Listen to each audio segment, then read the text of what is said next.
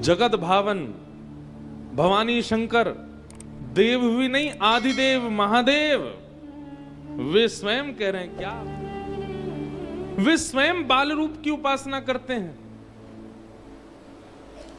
कोई ने कही बाबा तो बाल रूप में कहां मिले?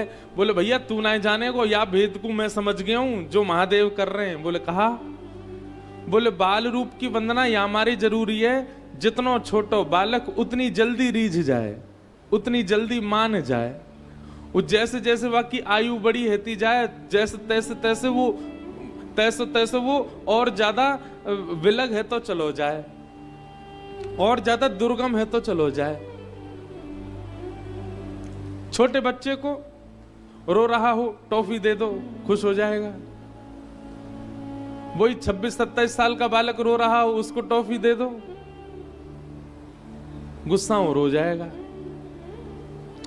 20 साल का बच्चा रो रहा हो, उसको टॉफी दे दो तो वो माता पिता से कहेगा अपमान कर रहे हो मेरा हैं।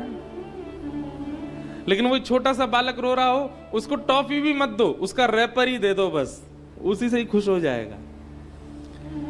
तो महादेव के रहस्य को कोई जान नहीं पाया, उन बाबा ने बताया। बोले भैया ये बाल रूप की उपासना इसलिए करते हैं क्योंकि बाल रूप बहुत जल्दी रीझ जाता है। ज्यों-ज्यों बड़े होते जाएंगे राम जी, त्यों उनको मनाने के लिए और तरीका ढूंढने पड़ेंगे। आपकी निष्ठा अगर अन्य रूपों में है तो उसको हम कोई नकारना नहीं चाहते, पर हम तो महादेव की बात कह रहे हैं।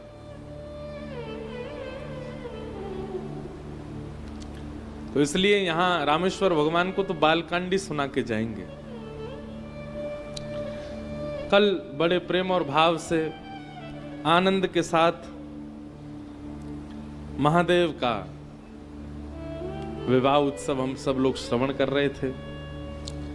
भूत प्रेत पिशाचनी डाकनी साकनी इन सब की बारात लेकर के श्रृंगी भृंगी के साथ महादेव गए और श्री पार्वती जी को ब्याह के लाए। जिस कारण से देवता सब चाहते थे कि महादेव का ब्याह हो, क्यों? इनके बालक के द्वारा ही तारकासुर मारा जाएगा। कार्तिकेय भगवान का प्रादुर्भाव हुआ और उन्हीं के माध्यम से उस दैत्य का वध हुआ। सब लीला कथा यहां सुनाई गई। परंतु मैंने विषयांतर करते हुए आपको पहले शिव चरित्र सुनाया, और शिव चरित्र सुनाकर के मैं आपको परखने की कोशिश कर रहा था। मैं आपके हृदय को जानना चाह रहा था कि आप रामलीला सुनने के अधिकारी हैं कि नहीं। मैंने पहले शिव चरित्र सुना करके आपके हृदय को जानने का, देखो ये गुरुजनों से सीखने वाली बात। सीधे अपने इष्ट का प्रसंग प्रारंभ नहीं करना चाहिए, सीधे अपनी प्रेमी की चर्चा सामने किसी के भी नहीं करनी चाहिए। नजर लगने का भय होता है, और दूसरी बात सामने वाला अधिकारी है कि नहीं उसको सुनने का समझने का यह भी जानना होता है। बालक 6-7 वर्ष का कई बार बुद्धिमान हो जाता है, सीधे उसको दुकान पर नहीं बैठा दिया जाता, सीधे उससे जॉब नहीं करवाई जाती, सीधे उसको बिजनेस नहीं करवाया जाता। पहले उसको स्कूल भेजा जाता है, कॉलेज यूनिवर्सिटी में भेज के बच्चों के बीच में उसको परखा जाता है, उसको निखारा जाता है, तब जाकर के उसको व्यापार में लगाया जाता है।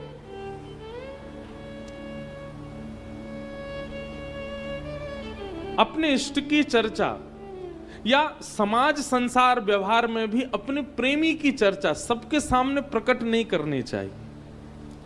पहले परख लीजिए कि वो अधिकारी है कि नहीं।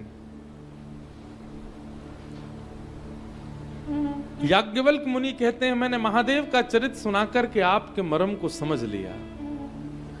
आप महादेव का चरित्र सुनकर के इतने भाव विह्वल हो रहे थे, इतने आनंद में भर रहे थे, उससे मुझे यह पता चल रहा था कि आप अधिकारी हो। यही डिट्टो ऐसा ही प्रसंग आता है भागवत में। परीक्षित को 7 दिन में मरने का श्राप लगा और 4 दिन तक श्री सुखदेव जी महाराज अन्य राजाओं की कथा सुनाते गए, और 4 दिन बाद जब राम कथा सुनाई, राम कथा सुनाने के बाद जैसे ही चंद्रवंश में कृष्ण अवतरण होने लगा, 2 श्लोकों में संपूर्ण कृष्ण लीला सुना दी। गोकुल में जन्म हुआ, वृंदावन में लीला करी, मथुरा के कंस को मारा, द्वारिका जाके विवाह किए, महाभारत युद्ध कराया, आदि आदि। भगवान अपनी लीला पूरी करके चले गए। तब 10वां स्कंद प्रारंभ होता और वहां श्री परीक्षित जी महाराज चरणों में निवेदन करते हुए कहते, महाराज आपसे मेरी प्रार्थना है कि आप जिनकी कथा सुनने के लिए मैं 4 दिन से भूख प्यास पर विजय प्राप्त करके बैठा हूं, उनकी कथा इतनी सूक्ष्म मत सुनाओ, विस्तार से सुनाओ।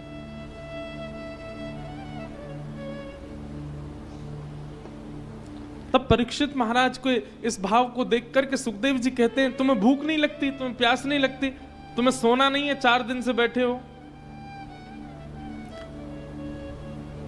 तो परीक्षित जी कहते हैं, इतनी सुंदर कथा सुनकर के मुझे निद्रा नहीं है, मुझे भूख प्यास नहीं है, मेरी सारी मानव देह की इच्छाएं आपकी कथा से पूरी हो रही हैं। ये बात तो है बंधु, अगर भक्ति में मन लग जाए, कथा में रुचि बढ़ जाए, सत्संग में स्थिति श्रेष्ठ होने लग जाए, तो कभी कभी देह की जो जरूरतें हैं संसार की, वो उनकी आवश्यकता नहीं पड़ती। हमसे लोग कहते हैं, महाराज जी आपको प्यास नहीं लगती कथा करते करते? नहीं लगती। भूख नहीं लगती? नहीं लगती। पैरों में दर्द नहीं होता? बिल्कुल नहीं होता। कमर अकड़ती नहीं? कभी कुछ नहीं होता। अब कई लोग इसको सोचेंगे ये अभ्यास है इनका। नहीं, हमारे आगे से माइक हटा दो, कथा, उसके बाद देखो कमर दर्द भी है जाएगा, पैरन में दर्द भी है लगेगा, भूख भी लगेगी, प्यास। कथा में जब रुचि बढ़ती है तो देह की जितनी जरूरतें हैं सब सत्संग पूरा कर देता है, फिर इच्छा नहीं होती उसकी।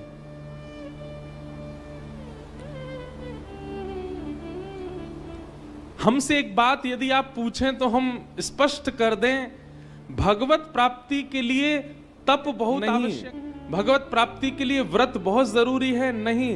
भगवत प्राप्ति के लिए नाम जप, संध्या वंदन, त्रिकाल संध्या, बहुत शुद्ध अवस्था, ये सब बहुत आवश्यक है? बिल्कुल नहीं। भगवत प्राप्ति के लिए तीर्थों में भ्रमण करना बहुत जरूरी है? बिल्कुल भी नहीं। भगवत प्राप्ति के लिए फिर आवश्यक क्या है? भगवत प्राप्ति के लिए एक वस्तु आवश्यक है और उस वस्तु का नाम है उत्सुकता। उत्सुकता मतलब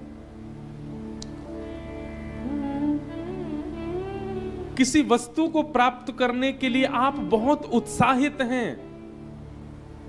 उत्साह, उत्सुकता, ये सबसे ज्यादा आवश्यक है। और क्षमा कीजिए, उत्सुकता, उत्साह आपके जीवन में नहीं है, बाकी सब कुछ है, भगवत प्राप्ति नहीं हो पाएगी।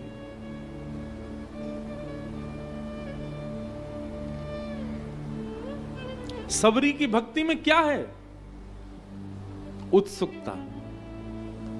गुरुदेव कहकर के गए कि तुम्हारे यहां राम जी आएंगे। वर्षों निकल गए, 1 आध 2 4 वर्ष की बात नहीं थी, सैकड़ों वर्ष निकल गए, हजारों वर्ष के आसपास हो गया। सबरी रोज उस रास्ते को बुहारती है जहां से राम जी आएंगे। क्यों? उत्सुकता। सबरी की भक्ति में नियम नहीं है, सबरी की भक्ति में व्रत नहीं है, सबरी की भक्ति में यज्ञ नहीं है, केवल उत्सुकता। भैया एक बात सुनना, आपने सब्जी बनाई, उसमें टमाटर डाल दिए, उसमें खटाई डाल दी, उसमें हल्दी डाल दी, मिर्च मसाले डाल दिए, काली मिर्च भी डाल दी, लौंग भी डाल दी, इलायची भी डाल दी, और जो जो उसको सुंदर बनाने के लिए सामग्री डालनी थी, दही डाल दी, सब कुछ डाल दिया, नमक नहीं डाला। चाहे उसमें कितने बहुव्यंजन डाले हों, कितने भी मसाले महंगे वाले सुगंधित डाले हों, लेकिन नमक ना डाला हो, सब्जी किसी काम की नहीं हो सकती।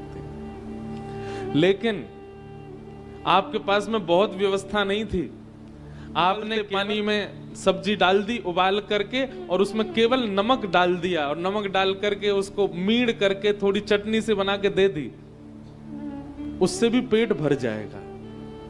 ठीक वैसे ही भक्ति में अन्य अन्य क्रिया, कई लोगों को मैंने देखा व्रत पर बहुत ध्यान रखेंगे कि हमारे व्रत टूटे ना। कई लोगों को देखा वो अपने नियम, सुबह 4 बजे उठना, गंगा जी में गोता मारना, महादेव पर अभिषेक करना, और गौशाला जाके पूजा करना आदि, सब नियमों का पालन बहुत अच्छा, पर उत्सुकता नहीं है, उत्साह नहीं है भगवत प्राप्ति का। भक्तिहीन नर सोहि कैसे, लवण बिना बहु व्यंजन जैसे। बिना नमक के जैसे बहु व्यंजन अच्छे नहीं लगते, ऐसे बिना उत्साह के आपका भजन, आपका नियम, आपका क्रम भगवत प्राप्ति नहीं कराएगा। किसी भी भक्त का नाम बोलिए, मैं सिद्ध करके दिखा दूंगा कि उसकी भक्ति में उत्साह था, इसीलिए भगवान मिले। जिसके चित्त में उत्साह नहीं है, बाकी सब कुछ है, भगवत प्राप्ति नहीं हो पाएगी। उत्सुकता सबसे विशेष भक्त के अंदर जो गुण चाहिए वो उत्साह। आपके अंदर उत्साह नहीं है तो आप कितने भी नियमों का पालन करिए, पूरा जीवन एक जन्म व्यतीत कर दीजिए, ठाकुर जी नहीं मिलेंगे, पुण्य मिल जाएंगे आपको, भगवत प्राप्ति नहीं होगी। भगवत प्राप्ति तो केवल एक चीज से हो सकती है, और वो केवल और केवल उत्साह। उत्साह बहुत जरूरी है।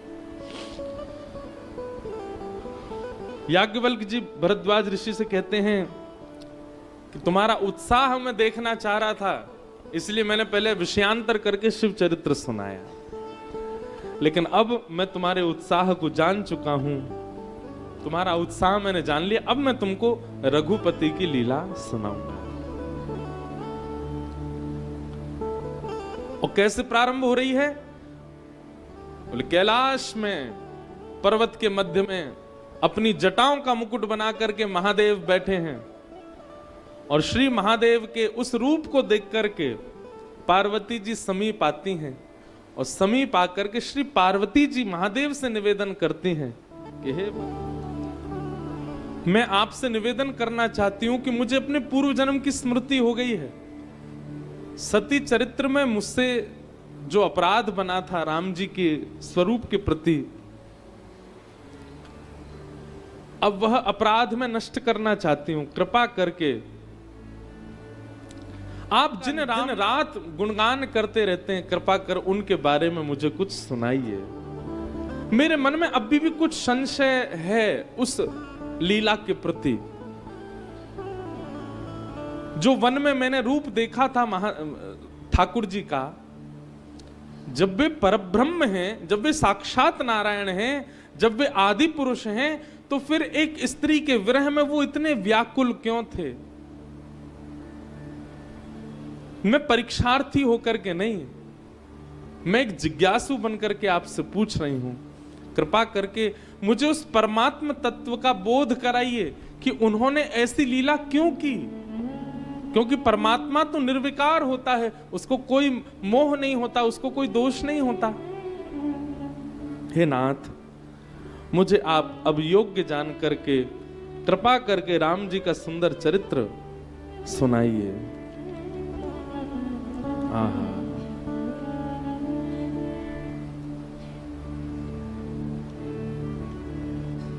पार्वती जी का प्रश्न सुनकर के महादेव अत्यंत प्रसन्न हो गए, और प्रसन्न होते ही श्री रघुनाथ जी का रूप महादेव के चित्त में प्रकट हो गया, और प्रकट होते ही महादेव जो अभी ध्यान के लिए जा रहे थे, ध्यान से तुरंत अपने मन को वापस लेकर के आए। आहा, और पार्वती जी के सन्मुख बैठे महादेव बड़े प्रसन्न हो गए। यदि महादेव को प्रसन्न करना चाहते हैं तो श्री महादेव से श्री राम जी की चर्चा सुनने की इच्छा रख दो, महादेव को बहुत प्रिय है। एक बात पहले ही स्पष्ट कर चुके हैं, आप सब तो केवल बहाना है, हम कथा खुद को ही सुना रहे हैं। आप लोग चाहे गाएं ना गाएं, सुने ना सुने, फोन चलाएं, सो जाएं, जो भी करना वो आपकी इच्छा है, पर हम सत्य बता रहे हैं, साल भर कथा हम सबको सुनाते हैं, पर ये कथा हम खुद ही को सुना रहे हैं। पत्नी वो श्रेष्ठ नहीं है जो नवलखा के हार मांगे, पत्नी वो श्रेष्ठ नहीं है जो संसारी चर्चाएं करे, पत्नी वो श्रेष्ठ मानो जो पति से हरि चर्चा श्रवण करने की या तो इच्छा प्रकट करे या पति के संग कहीं कथा सुनने के लिए जावे, पत्नी वो श्रेष्ठ है। और ये बात हम नहीं कह रहे हैं, स्वयं महादेव कह रहे हैं, हे हिमालय पुत्री पार्वती, आप जैसा कोई उपकारी नहीं, आप अति धन्य हैं।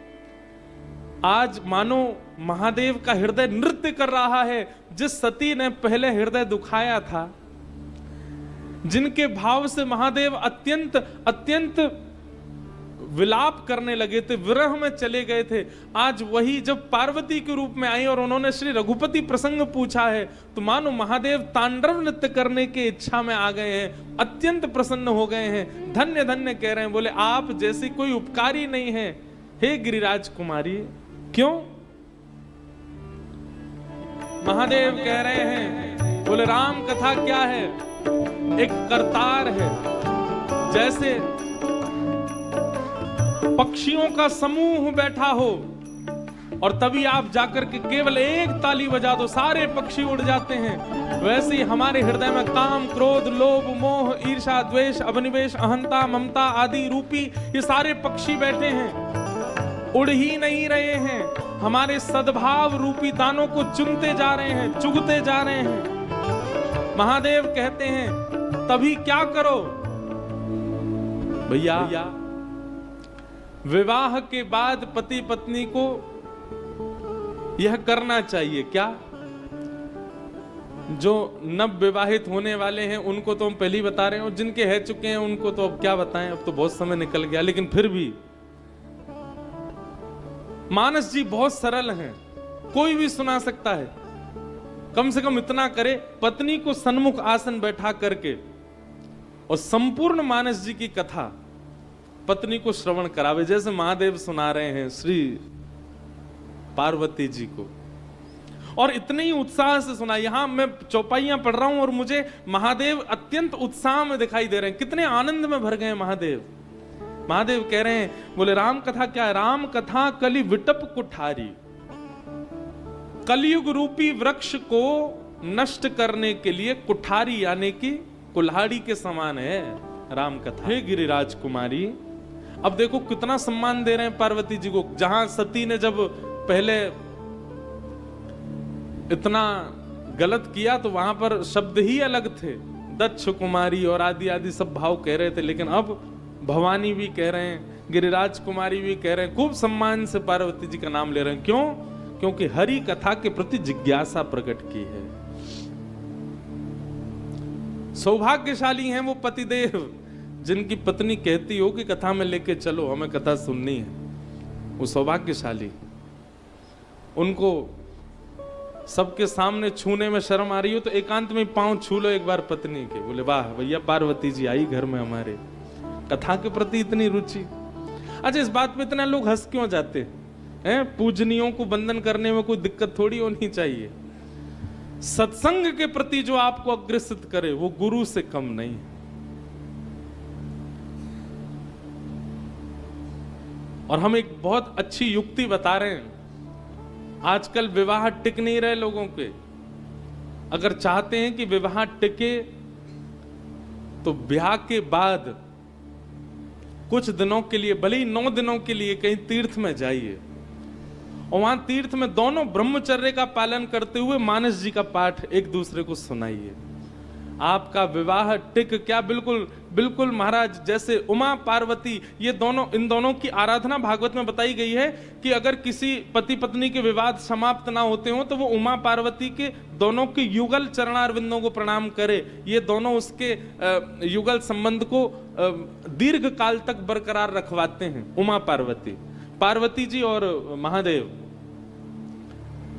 यदि कोई मानस जी का पाठ सुने सुनावे 9 दिन के लिए, बस ब्याह से, घर से एकांत दूर, फोन स्विच ऑफ करके चले जाओ, मानस जी का पाठ करो, कथा सुनाओ एक दूसरे को, महादेव पार्वती की कृपा होगी, आपका संबंध दीर्घ काल तक चलेगा। महादेव कहते हैं काफी। राम जन्म के अनेक हेतु हैं पार्वती जी, कुछ 2-4 कारण मानस जी में बताए गए हैं। उनको मैं तुम्हें सुना रहा हूं, कृपया ध्यान पूर्वक सुनो।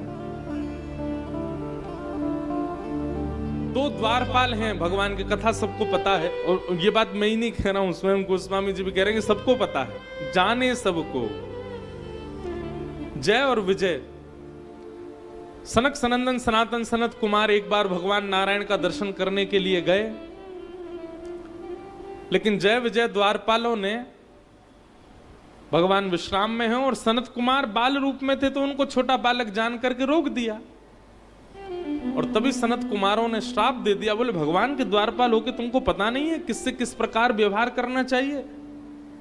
ये राक्षसों जैसा तुम्हारा व्यवहार है, हम श्राप देते हैं कि तुम राक्षस बनो।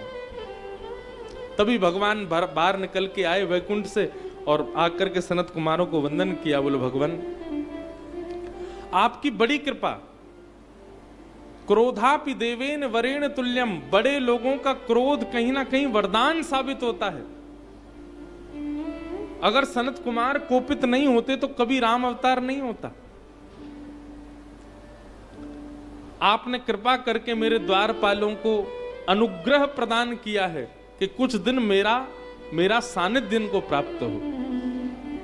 भगवान कहीं ना कहीं अपराध मेरा भी है कि मैंने द्वारपालों को पहले से शिक्षा देके क्यों नहीं रखी, किसको रोकना किसको नहीं रोकना, किसको लाने देना। इसलिए अगर ये चारों युग में, तीनों युग में अगर ये राक्षस बनेंगे तो मैं भी अवतार धारण करूंगा। सतयुग में जय और विजय हिरण्यकश्यप और हिरण्याक्ष के रूप में प्रकटे, और भगवान ने एक अपनी तरफ से बात कही, ये 3 बार राक्षस बनेंगे और इनके उद्धार के लिए मैं 4 अवतार धारण करूंगा। हम 4 बार जाएंगे। जय और विजय हिरण्यकश्यप हिरण्याक्ष बन करके आए और उनके उद्धार के लिए भगवान, हिरण्याक्ष के उद्धार के लिए भगवान वराह बने, हिरण्यकश्यप के उद्धार के लिए भगवान नृसिंह बने। सतयुग में, त्रेता में जय और विजय कुंभकर्ण और रावण के रूप में जन्मेंगे और इनके उद्धार के लिए मैं राम रूप धारण करूंगा। द्वापर में शिशुपाल और दंतवक्र के रूप में ये दोनों जाएंगे और तम के इनके उद्धार के लिए मैं कृष्ण रूप धारण करूंगा। सनत कुमारों के इस शाप से भगवान के अवतार का प्रयोजन हुआ, भगवान के अवतार का कारण बना।